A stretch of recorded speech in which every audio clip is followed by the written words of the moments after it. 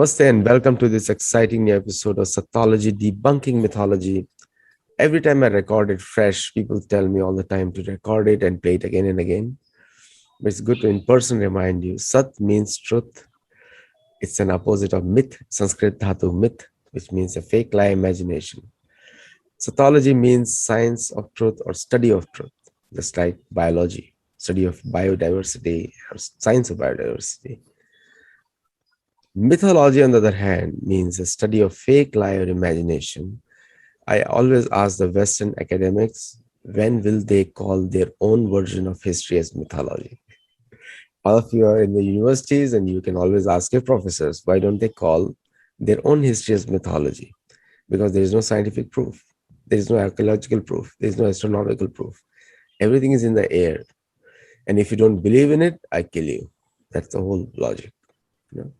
Anyway, Vedic culture is not like that. In the Vedic histories like Mahabharata and Ramayana, I have myself written 4 books and I can vouch for it that everything is written. I've proved it geographically. And I can also prove, I have some friends who can prove the dates also. But I don't have that much mathematical acumen to find the dates. So I leave it to some people, other people. Anyway, and we have seen that the entire South American history was wiped out in the name of mythology. So we have a very special guest today who has unraveled some of these narrations.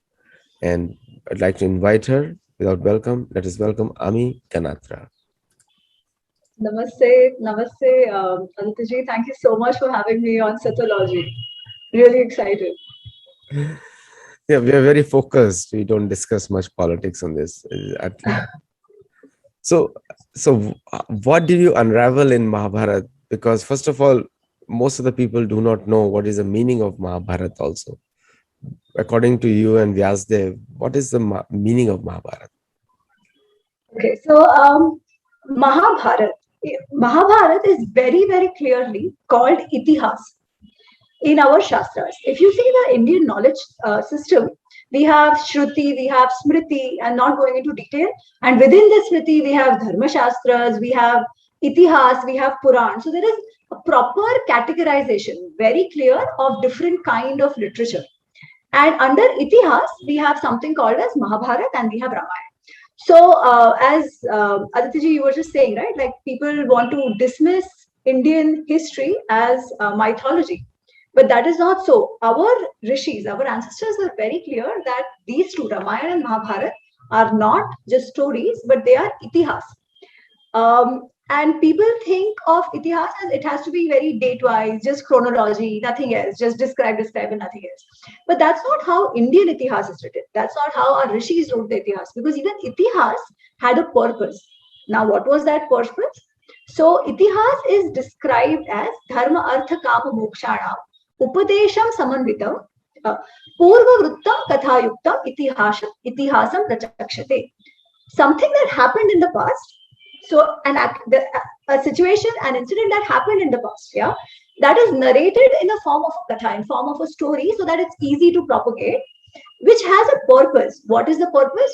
To give us all the lessons about leading our lives, about the 4 purusharthas of dharma, artha, kama, moksha. Not going into the detail of that, but essentially what it means is that the itihas is also serves the purpose of teaching us how to lead our lives based on something that happened in the past. So very clearly, it is an itihas. Now coming to Mahabharata, itihasa, so which is a history, itihasa, so it was, thus it happened, yeah, very clearly history. Now Mahabharata, the word is Mahabharata. Where does the word Bharata come from? So in the lineage of ancient kings in India, there is a king called Bharat, who is the son of Dushyanta and Shakuntala. Yeah, Dushyant was also king. So Bharat was one of the very Chakravartin, is what we call a king who was very powerful, very mighty, very noble. He managed to rule over the entire Jambu Dweepa, which is today the Indian subcontinent. That was called Jambu Dweepa. So he managed to rule the entire Jambu Dweepa, and because he was so known and so known, renowned, and respected king, his this land came to be known as Bharat, coming from Bharat, and the story of his successors, the story of his children, that of people who came after him in the lineage, is called the Bharat. Yeah. So the story of the successors of Bharat, of the lineage of Bharat, is called Bharat. Now, why is it called Mahabharat? It is because going down the line, when it came to Kauravas and Pandavas, there was a big war that happened between the cousins of this lineage. And that war was called the Dharma Yuddha. Now, the word Dharma Yuddha is very important. Yeah, many kings have fought with each other. That is not a big deal. Just fighting a war means nothing.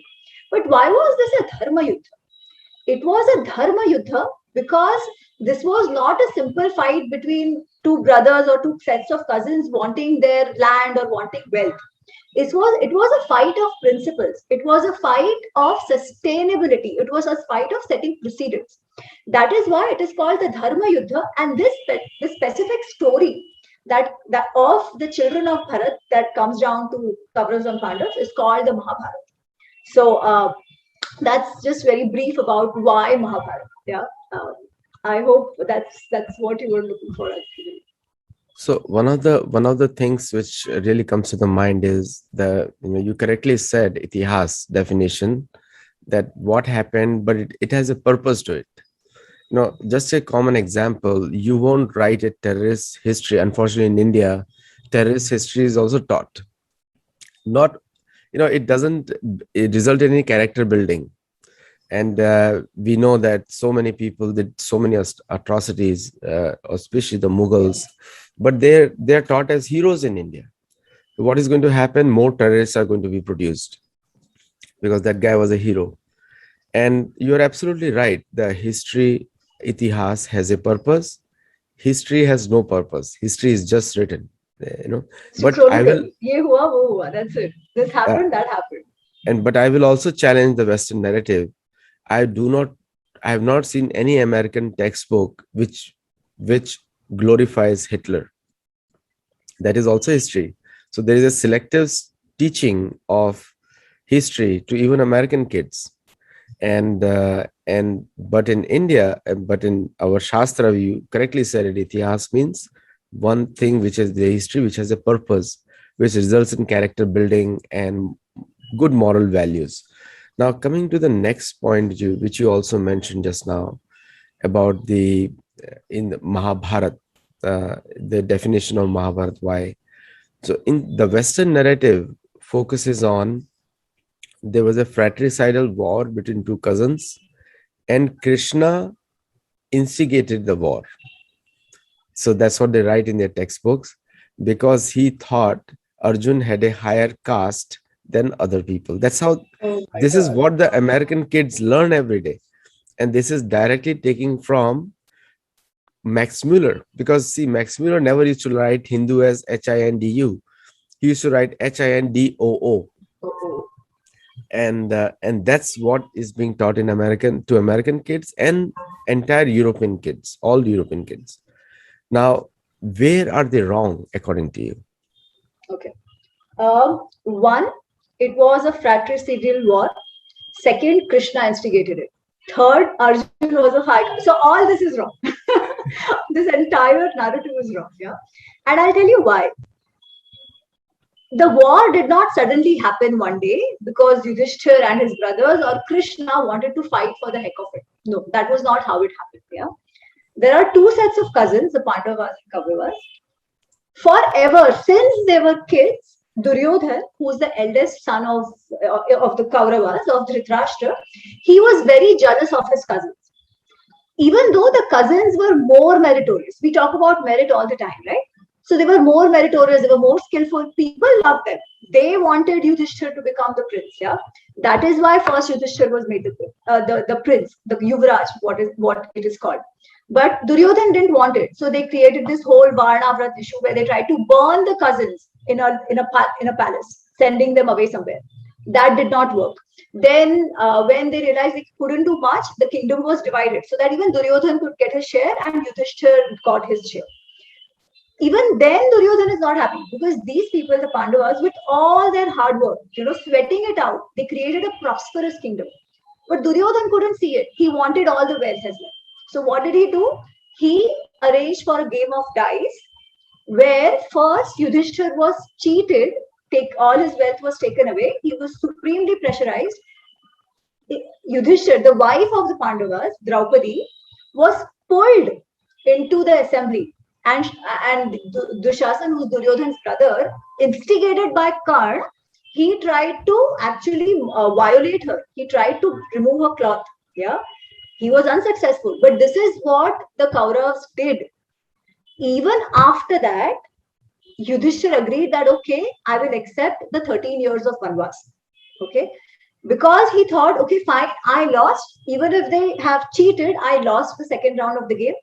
So as I had agreed to going for Vanvas, I will go for Vanvas. They lived through the 13 years of Vanvas, doing everything that was asked of them to do. Also living as servants in their 13th year in the kingdom of Matsya. Yeah, they did all of this. Even after that, Duryodhana is saying, I will not give the kingdom. Yeah. There were so many negotiations. Different people went. They said, okay, let's agree, give them Indraprasth back. Duryodhana did not listen. Eventually, just for the sake of maintaining peace, Yudhishthir says, I'm okay to settle you only for 5 kingdoms. Forget my kingdom for 5 villages. Forget my kingdom. Forget my prosperous kingdom of Indraprastha. You keep it. Only give me 5 villages so that we can live our life properly. But Duryodhan says, no chance. He says, Suchya agrena vadhyeta. Suchya agrena vadhyeta bhumehe aparitatyami. I will not give land which I can point by the front of the needle. Even that much land I will not give. It's sui jitna. Even that much land, needle worth of land also I will not give to them because I cannot live with the Pandavas.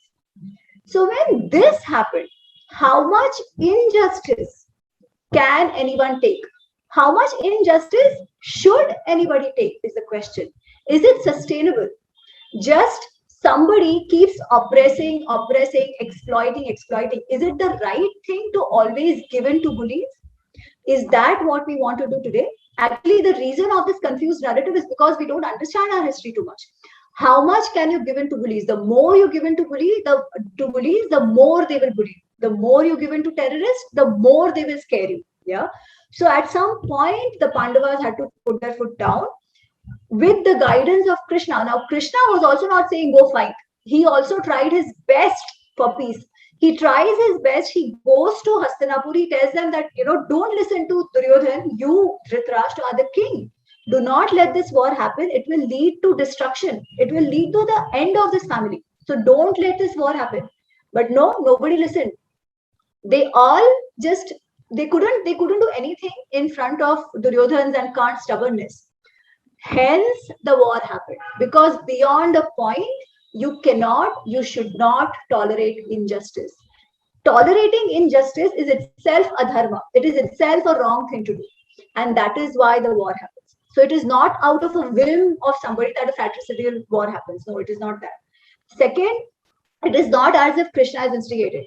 Everything, till the last, they tried to make peace.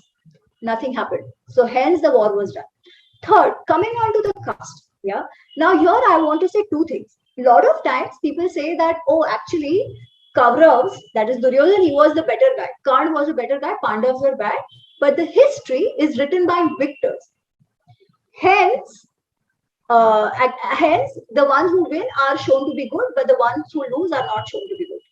Now, again, this is not true because the history has not been written by victors here. Aditya ji, you kept mentioning Vyasdev. Who was Vyasdev is the question, right? So Vyasdev, we know, actually wrote Mahabharata. He composed Mahabharata for the generations to come. But who was Vyasdev? So Vyasdev was the biological father of Dhritarashtra and Pandu. Dhritarashtra, his sons were the Kauravas, Duryodhan and his brothers. Pandu's sons were Yudhishthir and his brothers. Yeah. So in that respect, Vyasdev, Vyasmuni, Vedvyasa, is the grandfather of both the Kauravas and Pandavas. He is equally biologically related, equally bloodline related to both sides. So he has no reason to be biased. He is not writing a history to suck up to the Pandavas. No, no, no. He is their grandfather. He is a respected rishis. Anyways, rishis don't take sides. Hence, when a rishi tells us, and somebody who's equally related to both and a contemporary, it is more believable. So hence, it is not a story of the victims. Second, they are from the same family, same bloodline. So where is the question of the caste at all? Yeah. So there is no question of the caste. Even if you think of caste, they all belong to the same caste, the same jati, the same varna, the same everything. Yeah. There is no difference there at all. Now, where do they bring in caste? They bring in caste in relation to Karna. They say, as you mentioned, right? Karna is made a hero. This narrative is so confused that today also people are not sure. We think of human rights for terrorists. The terrorists killed thousands of people. None of the 1,000 people have any human rights, but terrorist has human rights. The terrorist is called the headmaster's son, and there is all sympathy wave created for him. It's something like this, and we buy that because we have been so confused by this narrative. For example, let's take Karn. Yeah, they talk of Karn as somebody who was oppressed by caste, and hence India is a casteist society where merit never matters and only caste matters. Completely wrong. Because Karn, even if I go by the Varnashram, he is not a oppressed minority or oppressed class or anything like that. Karn was called the Suta Putra. Suta is a mixed jati. Mixed of who? Kshatriya and Brahman. A Brahman mother and Kshatriya father. So the top two of the, if we have to call it hierarchy, that is as it is generally understood. Yeah. So from that perspective, he is not really discriminated or anything. There are many warriors who have been Sutas. They have received equal education. They have also been kings. Yeah, so that is why Karna was always a part of Duryodhan's gang. He was always a part of the palace. Nobody ever said anything to him because he was any other caste or anything. Because there were many other suitors. For example, Arjun's son Abhimanyu was married to Uttara. Uttara was the daughter of the king of Matsya Virat and his wife Sudeshna. Sudeshna herself is a Suta Putri. She is from the Sut Jati, so to say, and she was married to the king of Virat, and her daughter is Abhimanyu's wife. Yeah.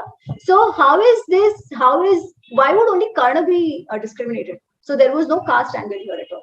Also in Mahabharata itself, there are so many discussions about who is a Brahman. And Yudhishthir says it more than once in Yaksha Prashna and Nahush Prashna, that it's only and only the actions that determine the varna of the person and not anything else. Many times Yudhishthir says that. Yeah. So a person who thinks like that, there is no question of him discriminating Karn based on his caste. So extended a little bit, but I think to answer the question of yours, that narrative is completely false, and I hope that changes. And that is the reason for writing the book that I wrote, Mahabharata Unraveled. So this is one of the things that would come out very strongly. What Vyasji has actually narrated in Mahabharata in the book.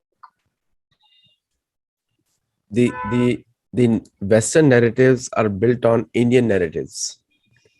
So when the Indians don't speak the right thing, then the whole world is going to copy it. You know, most of the Indian universities teach Max Muller. You know, I call them Max Muller's and Macaulay's children. They call themselves Indologists, but we all know that they are fake Indologists because they are working on Western universities' financial grants. That's what they work on. And if you look at their degrees, then they will have Oxford, Cambridge. Just you know that they are the Western implants in the Indian academic systems. Unfortunately, in India, we give them Padma Shri also. And these people, they continue to peddle. And I know it is a very good thing that new education policy in India is changing it, challenging them, because these people, they think, and we are speaking in English because they understand English better than Hindi or any other Yeah. language, and also Yeah. for the Americans too. But the point is that the most of the Indian narration, you are a change. There are many other people like you are a change, and also people who belong to the tradition never believed in Max Muller and Macaulay, because for them, Vyasdev is a symbol of truth. Written in Bhagavad Puran also, he's a Brahma and Shiva invited Vishnu to write, because not possible for a human being to write. Therefore, the Veda is called Aparushaya.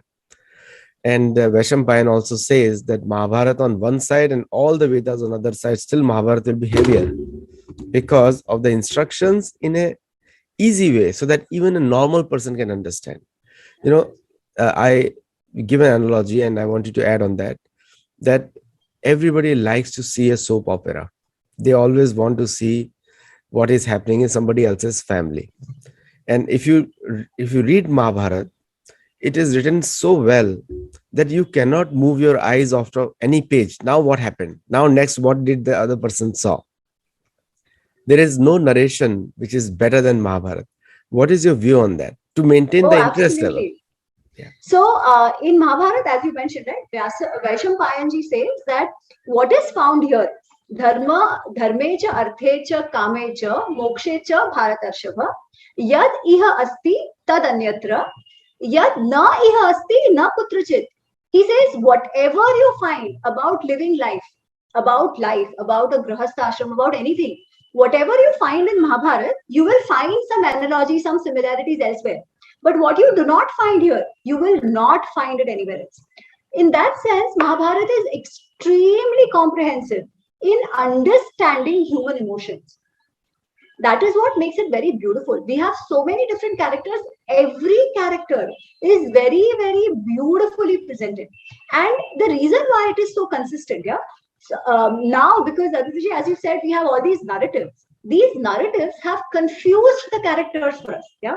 What do they say? They say, oh, Draupadi was a bichari. She was only oppressed. She was she was a victim of patriarchy and all that. Yeah. One end they say that. Other end, they will have these stories which will say, oh, Draupadi said, oh, blind man's son is blind. And hence, she called for the war. Whatever happened to her, whatever Duryodhan did, he was justified in doing because she insulted him. So somewhere they say one thing, other side they will say other thing. Somewhere they say, oh, Karna is actually very nice, oppressed and all that. But you see in Mahabharata, he is the one who actually tells Dushasan to disrobe Draupadi. He is the one who's pushing Duryodhan for war all the time. Yeah. So we have all these confusions created in our head because of the narrative. But if you go back to Mahabharata, every character is so consistent. You completely become that character. You can put yourself into Yudhishthir's shoes and understand why is he not taking a decision when everybody else is telling him, no, no, let's fight. And he says, no, no, no, we cannot fight right now. That is Yudhishthir's nature. He is not impulsive. He takes his time. He thinks through it. He is very, very patient. But when the time comes to act, he will act. How is Arjun? Arjun is like most of us. Yeah, of course, he's very, very capable, no doubt. But he also has an emotional side. Yeah, he's very loving. He's very charming. He gets confused. The kind of dharma sankats that we face. So, what is the relevance of Mahabharata today? Yeah? Why do we relate to Mahabharata? It is because every character faces a dharma sankat. There is an ethical dilemma. What should we do? Is this the right way to do? Is that the right way to go? Bhishma, he is confused whether he should go with Dhritarashtra because he has taken a vow to protect the throne of Hastinapur, or should he go with the Pandavas because he knows Pandavas are right. He knows that the Pandavas are right. Arjuna is faced with a dilemma that should he fight for justice or should he just run away because he does not want to kill his own people? Yeah, Dhritarashtra is in a dilemma whether to listen to his son or to do the right thing.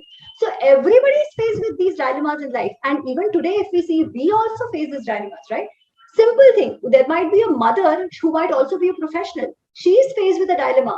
Kya kare? The child is not well. Should she go to the office or not go to the office? The husband is faced with a dilemma. Should he take care of his parents or should he take care of his job first? Everybody has some or the other dilemma. And it is to understand these ethical dilemmas that Mahabharat is so close to us. Because in all those characters, we see ourselves. We see our problems in them. We see our nature in them. We see things happening to us in them. And through Mahabharat, actually, Vyasdev has helped us deal with our own ethical dilemmas and dharma sankats. And that is why it is even more important to understand Itihas as it is and not through fiction and narratives created by Indologists or even through literature writers. Yeah, there are many literature writers who have written very good fiction around Mahabharata with good intention. Some of that is very good. Rashmi Rathi, Mrityunjay, excellent books. Yeah, Palace of Illusion, excellent books. But one must know that for sure it is not history. History is different. This is using the same names, maybe the same characters, but it is the writer's imagination. So separating these two out is very, very important to understand how to deal with our own dharma sankatas that Mahabharata through Vyasdev teaches us. Actually, that is also the relevance of Mahabharata, why we all love it so much even today. You know, the irony of the so-called Indologists and all the people is that Western academics have, first of all, they don't understand Sanskrit, and so they rely on Max Muller and the translations of Sanskrit to English, and they miss out many important words like translating dharma as religion. Absolutely. And this is not done by the Western audience. This is done by the Indian narratives. Not blaming West all the time. So it's like West is like a small baby. Absolutely. You cannot expect them to give you direction on dharma and gyan. They are expecting from you. But if you validate, if they say that the caste is varna, which is not actually, and Indians say, yes, you're right, we'll call it caste here. Caste is a Portuguese word. It has nothing to do with India, nothing to do with varna, nothing. Varna is purely occupational order. And normally you will never hire an employee which is not fit for the role. Same as varna. Varna is like you will never put people in that particular varna if they're not fit for that role. They're called dvija, like they are called friends or bandhu, friends of that varna. Now, the next question comes, you also touched upon Karna and other Draupadi also. So anyway, how can a person who instigates violence or bad actions against women be called a hero? It's senseless virtually. Even today, you can be jailed for that. So how can you call it a hero? But so what was the conspiracy behind calling Karna as a hero and even Ravan as a hero also? I think what has happened, or actually not I think that's how it is, right? What some of these historians or sociologists, what they have done is anybody who they thought could be used as an icon of injustice has been brought out to create division. So, for example, Karn, of course, they have somehow, because people don't know what Suta is, yeah. So they made Suta as somebody who is discriminated, lower caste or something like that. Again, that lower caste, I'm using it for just making it contemporary. That is not even relevant, but somebody of a jati who was probably discriminated, and then today he's become an icon for injustice for everybody oppressed in the society. Yeah, same thing is done with Ravan. That is even worse, where they have created this entire Aryan Dravidian divide, where they say, oh, Ravan is actually a Dravid who was fighting against the Aryans, and hence he is good. The other thing, what they say, oh, Ravan never touched Sita, so she is good. Ram left his wife, but Ravan never touched Sita, hence he is good. But why did Ravan not touch Sita? Because he didn't want to touch her? No, not at all. He actually tells Sita that you come on my bed. Shayane agamishyami. He says, you come on my bed, I'm giving you ultimatum. If you don't come, I will kill you and eat you for breakfast. That is what he tells her. But why is he not touching her? Because he has been cursed. He's afraid of the curse. He has raped so many women in his life that eventually Brahmaji had to curse him that if you rape another woman against her wishes ever again, you will die. So he's afraid. Hence, he's not touching her. Not out of any feminist principle or not out of any consent or anything like that. Yeah. But to create the difference, to say that, oh, people from South India are different, people from North India are different. That is why they create all these divisions in the society. In fact, one of the reasons why I wrote the book is because there was this discussion going on, and somebody said, yeah, Mahabharat, very good story, but it has nothing to do with South. It's only of the Aryans in the North. Yeah. And I was like, this is absolutely not true.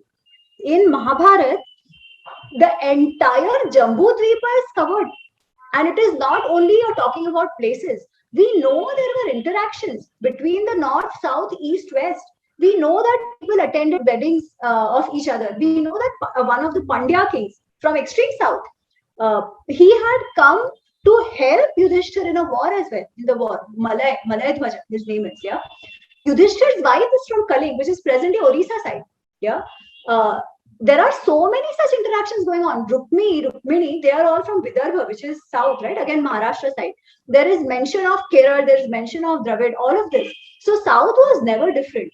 We, as our ancient forefathers, have always understood the integrity, the continuity of Bharatvarsha, the continuity of our underlying Sanskriti. Yeah, this has always been there. But what do people who want to damage the fabric, who want to break India, balkanize India, they create such, so to say, the villains or the ones who had perpetrated the crime. They take them, they create heroes out of it, and they say the hero is because he doesn't belong to the Aryans or to the North Indians or something like that. So you can divide the society further, right? The same thing they do for Mahishasur.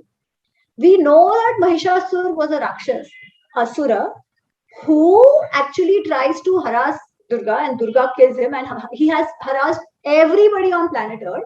But what do they say? Oh, he was actually one of the oppressed class, and hence he was killed.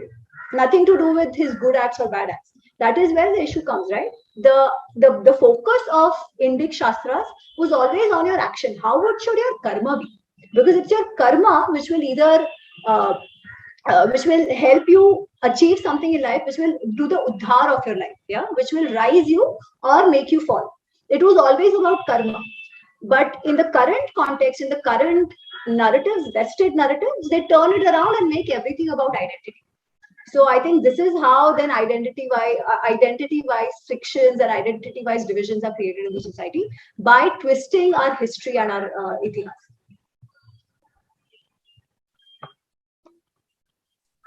You mentioned some very important points about Arya. Arya means a civilized person, and a woman is called Arya, means a civilized woman. Like technically, you'll be called Arya. Arya Ami Ganatra, which is a proper address to a respectable person, whether it's a man or a woman. And Arjun is called Arya Putra.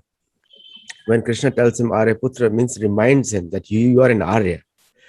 Then he also says Anarya Jushtam Aswargyam Akirti Karam Arjuna. He says that why are you behaving like an Arya? That means that Arya means a very logical and reasonable person. And Arya Vrat definition is given in Ramayana also, the land between Himalaya and Vindhyachal, and doesn't mean that Dravid is outside. Anyone who follows the Vedic culture properly, Bhagavad Gita is the best example of Vedic culture, is a summarized version, is an Arya, because he's civilized. So when the Rajasuya Yajna happened, you are absolutely right. Sahadev went south, Nakul went west, Bhim went east, Arjun went north. And so all the lands were covered in Jambu Dweep, at least in Mahabharata time. But in Ramayana, the whole planet was covered through Andhra. Yeah. So the actually, Aditya ji, that Arya point that you mentioned, sorry, I just wanted to add in here. In Ramayana, Ravan calls Vibhishan Anarya because Vibhishan is telling him, right, that you give up Sita, don't destroy Lanka, don't try to fight Ram. So because Vibhishan is giving such advice, Ravan calls him Anarya. He says, you are Anarya, you don't care for your brethren. Okay, so there Anarya is used. When the monkeys are afraid of Kumbhakaran and they are running away, Angad tells them the same thing, that don't run away like this. Like how Krishna told Arjun, right? Anarya Jushtam. Same way he's telling, Angad is telling his Vanar Sena that don't behave like Anaryas. Behave like Arya. Don't behave like Anaryas and don't run away like this. So if we read Mahabharat Ramayana for what they are, this Arya Dravid confusion will not come only. There is no justification or no, not even a point which will give this theory to us that Arya were something else and Dravid were something else. No, no, no. Very clear. As you said, Arya meant civilized, somebody with good guna. Sukruta, that was Arya, a gentleman, so to say today, and a lady. That's Arya, Arya, and Arya. And Anarya is somebody who's not civilized, who has no values, who has no value system. So that is how it was always used. The word used for when Nakul goes to the west, and the description is given a land of Yavana. Where there is Abir Jati was considered Saudi Arabia. And also nowadays, see the conspiracy of these people is, especially the British, they restricted the entire Mahabharata to the British India map. They said Arjun never went north. And it's so unfortunate. And I have myself proved in my books also through the Ratsuya Yagya travels, how they traveled north and west, that they crossed Sardyaj Nadi. Sardyaj Nadi is in Kyrgyzstan. That's where Duryodhan calls it Shadoba. And it's so remarkable in Ramayana also that it is called Sheloba. When Sugriv army goes north, name has not changed, and today is called Sardyaj. So the names are all same even today. Exactly, descriptions are same. Kichak bamboos are still there today also. So do you think it's an oversight or it's a deliberate conspiracy being created? I think somewhere, right, like after independence especially, there has been an attempt to, it's very interesting. I feel on one end, they say that all this is mythology, hence not true. Yeah. So they do not want to give the Indian civilization, Indian Sanskriti any past. The past is all just bad and caste and jati oppression and untouchability and all of that. That they don't want to give us any kind of science achievements, nothing. All that is considered stupid and backward. Yeah, this is what was done. However, when they wanted to pick and choose, they will pick and choose these victim narratives, and then everything becomes history. So one end they say Draupadi Karn, all that bakwa, the entire Mahabharata is just a story. But then they'll pick out Draupadi Karn, all that, and say, no. See, the society was always like this, always bad, always casteist, always patriarchal. I think the same thing goes into our understanding of the geographies as well. Because even now, right, that happens. When anything is bad, they link it to India. When anything is good, they will make it a South Asian subcontinent. It becomes South Asian. When it is bad, it is only Indian. So it's very weird. I think it's the same thing that actually goes on to deny us our our history, our geography, our understanding of our culture as well. So I think it's intentional, or I don't know, started with a good intention, I don't know, but at least right now it's not helping us, and that needs to change. Whatever they have done is done, but now we need to understand it better and change it. It started as a colonial, like Max Muller and Macaulay, they said they have come to civilize and Christianize Hindus. So it was all done on the behest of the church. With the Muslims, it was, with the Islamic invaders, it was very common. They just came to loot Hindu temples. Yeah. That's it. So they were looters, but they forced their culture on other people.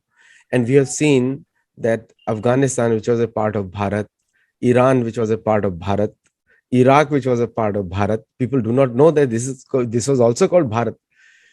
Turkiya Masu is the word mentioned there in Mahabharata, Turkiya Masu, which is Yavanadesh, which was not considered part of Bharat because uncivilized people lived there. Barbarta was very common over there. Barbaric, the word barbaric comes from the Sanskrit word Barbarta. And for them, Nakul, even though people do not think of Nakul as a warrior, but Nakul was a very good warrior. He defeated all of them. And he installed Sanatan Dharma there. So one of the things was, Arjun, when Yudhishthira was doing Rasu Yagya, they have to, first of all, it's the most difficult Yagya, because you have to conquer them, you have to tax them for the rest of the life and only then you can be called Samrat.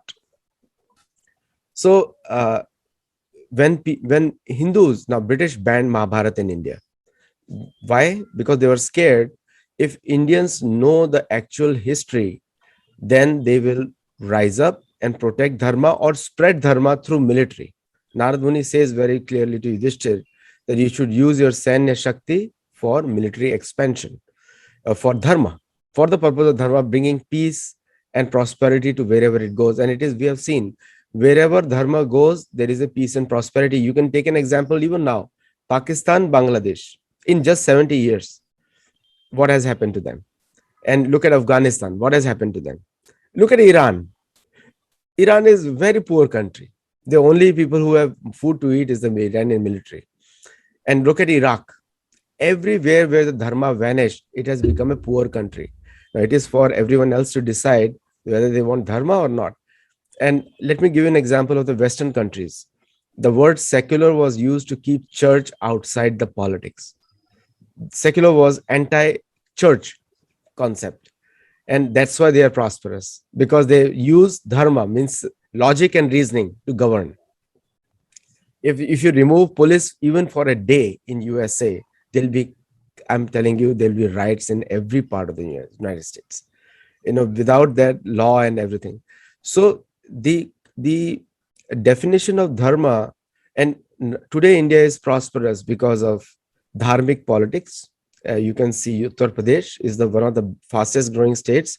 Unfortunately, your state has gone down now significantly because of adharma, and even Punjab has gone down because of adharma. So, but wherever the dharma rules, prosperity comes. So, in that context, how do you think that Mahabharata has become even more relevant today? So, as I said before, right, Mahabharata is a dharma yuddha. What is the meaning of dharma? I think that is where we really need to start. Many a times in Mahabharata, there are many different places where it said, Yato dharma tatho jayah. Wherever there is dharma, there will be victory. Yato Krishna tato jayah. So Krishna stands for dharma, and whenever there is Krishna, there is jayah. Dharmo rakshati rakshitah. Dharmo eva hato hanti, dharmo rakshati rakshitah. One who protects dharma will be protected by dharma. यह स्यात् धर्म संयुक्तम तत धर्म एव उच्यते. That which leads to dharana, that is dharma. What leads to dharana? What is dharana? Dharana is to uphold. Dhru, dharati. Dharati is the earth. Earth upholds us. Because the earth is moving in a certain way, because the earth is what it is, because the earth upholds, we as a civilization, we as people can live, thrive, and survive here. If anything here would change, we would not survive. Hence, the dharati is called the one who does dharana, the one who holds us. Similarly, dharma is that principle which upholds and ensures continuity. Today, we talk a lot about sustainability. Today, sustainability is the buzzword. Everything has to be sustainable. Everything has to be sustainable. Actually, the word dharma itself means sustainable. Uphold, to sustain, to uphold, that is dharma. Yeah. So today, when everything we are talking about sustainability, we think sustainability is a new term. No. Our entire civilization, our entire culture is based on that word dharma, which means to sustain. Now, what do you need to sustain? For a civilization, for a society, for a samaj to sustain, every person has to play his or her role to the best of his or her ability, especially an administrator. So Mahabharata has lots of advice for the administrator. What is the Raj Dharma? What is the Kartavya? What are the responsibilities? How should a king behave? How should citizens behave? But most importantly, how should a king behave in a way that ensures social, political, environmental sustainability? And we have always thought of the Prakriti, the sustainability of nature. It is again not a new term. In Arthashastra, you see that there is punishment if you, Arthashastra, even Manusmriti, if you make the water bodies dirty from where water is taken for drinking, if you make it dirty, there is punishment for it. If you cut forest, if you destroy forests, then there is a punishment for it. So all this also we learned from Mahabharata. But the most important thing is that the buzzword today of sustainability is actually what Indian Dharmic civilization has been speaking for ever and ever. Now, to establish dharma, what is also very important that people, things, system which are adharmic. Now, if dharma means sustainability, what is adharma? Adharma and adharma is all that leads to unsustainability, that leads to destruction, that hampers the growth and thriving of societies, that hampers growth of individuals spiritually and intellectually. All that is unsustainability. Taking, exploiting nature, that is unsustainability. So all that is adharma. For dharma to survive, adharma has to go. And that is what we need to learn today. Our administrators need to learn today, that how do they keep these unsustainable elements, which include not just terrorists but all kinds of activities which are hampering, hindering the survival of the society, which are a threat to the survival of the society, of intellectual explorations, of individual thriving. All that are adharma, and they need to be kept at bay, and they have to be dealt with it, not through appeasement, but strictly as what our kings of the past would have done. And that makes the Mahabharata even more relevant today. Narad Muni asks Yudhishthir is one of my books, not The Making of a Statesman. It asks Yudhishthir, do you always constantly attack the enemies? So, and generally Hindus have been taught by the British, we have non-violent people, like defanging them right from the thought process. Like we can never lift our arms. Hindus, women are always a target for invaders. And we have seen that around 50,000 women were taken away from today's Pakistan to Syria. They were all Hindus. And that's how you'll see even today in Syrian tradition, a lot of Hindu practices, because the women were all mostly from from Pakistan today. So Pakistanis should be very proud of that. Anyway, so the point which I'm saying is that this history has been purposefully taught to defang us so that we are always remain a target. We have seen it in Kashmir, it's happening inside India, in Kerala, happening in Bengal, in India, and also happening in other parts of the world. You know, there is a joke in Iraq today, that never let your wife get into the taxi first because he's going to drive away with that. There's a joke, right? And it happens in Iraq. This is the condition of Iraq, and even Pakistan, the same thing happens. Now, the second aspect is, first of all, protection. Dharma gives you protection. The second aspect is that Hindus say, how do we attack them? What do we do? And people do not know India has the second largest standing army even today. But they have been also taught that kind of secular education that we have never attacked anyone. And oftentimes the Indian politicians, they claim it goes against what Narad is asking. So don't you think that even people who strongly dharmic, they miss out this important point? Oh, absolutely. Actually, this ahimsa, paramo, yes, ahimsa is paramo dharma, for sure. Yeah. But what is ahimsa? That needs to be understood. To not tackle the elements which are adharmic is also hinsa, because the king's responsibility is to end the adharma in the society that he is in. Yeah. So for that, hinsa has to be done. If he does not do hinsa, that is adharma. In fact, when people say that, oh, we Indians never captured anybody, again, wrong, right? You mentioned about the Rajasuya Yagna. Rajasuya Yagna is about taking everybody under your control as much as you can. They were even more ambitious than what people are today. Yeah. So there was always expansion. What we did not do was this. We followed rules. Even when there was a war, there were certain things which weren't done.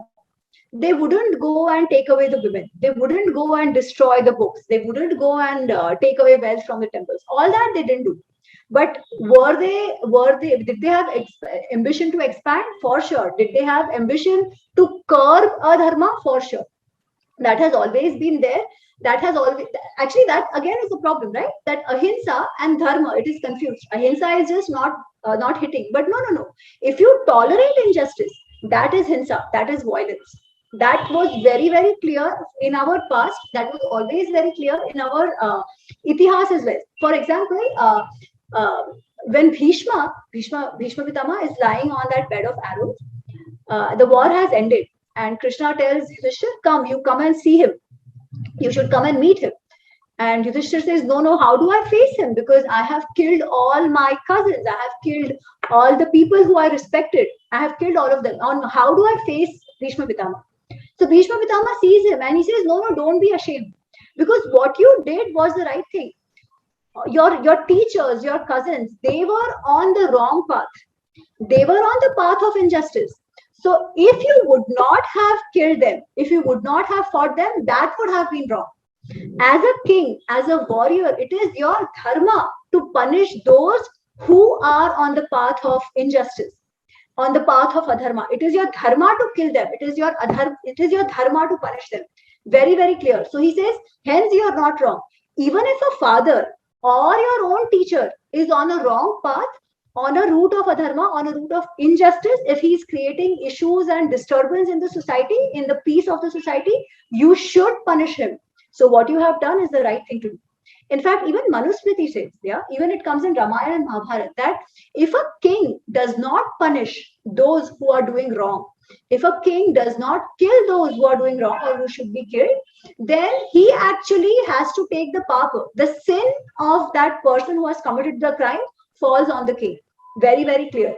So there has never been any this confusion about, oh, no violence, how to kill, how to punish, human rights, all that was not there. It was very clear. If a person is doing wrong, if a community, if a group is doing wrong, that hampers the society's growth, that creates hurdles in its growth, it's troubling the common citizens, common innocent people, they have to be eliminated. There has been no confusion about that in dharma, in our past, in the minds of our ancestors.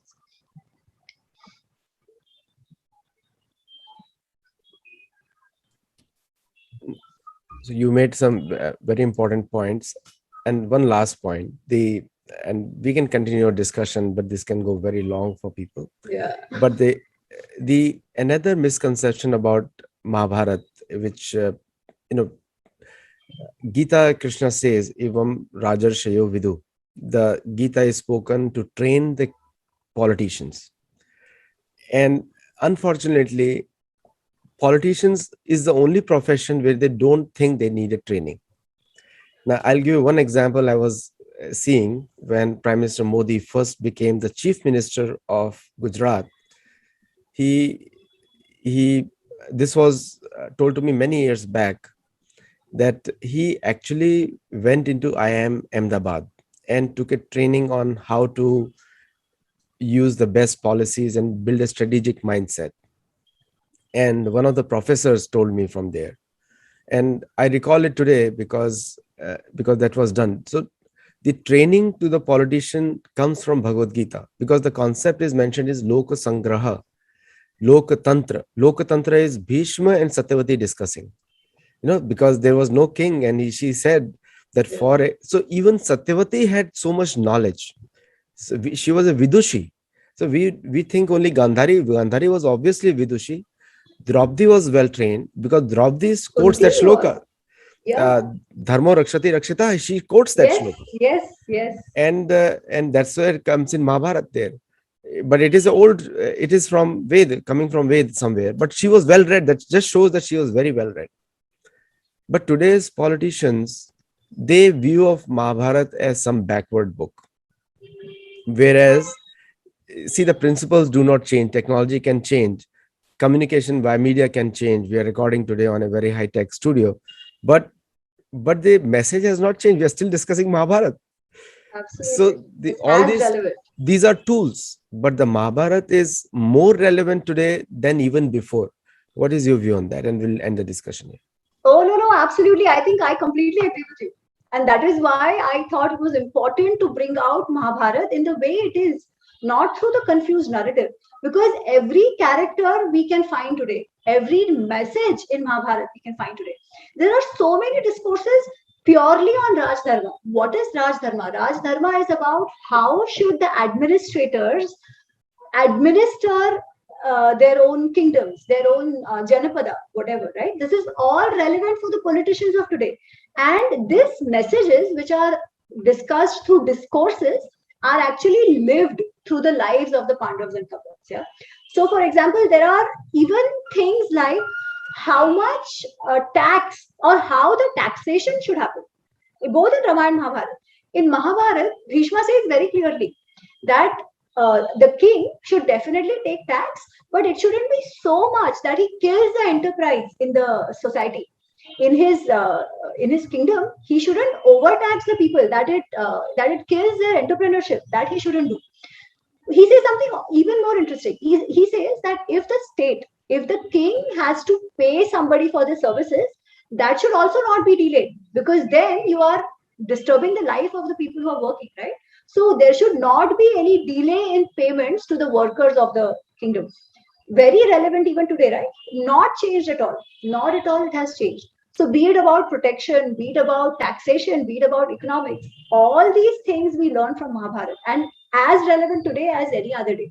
So I think we have so much knowledge of our past, and see today, Westerners outside, everybody is mining it.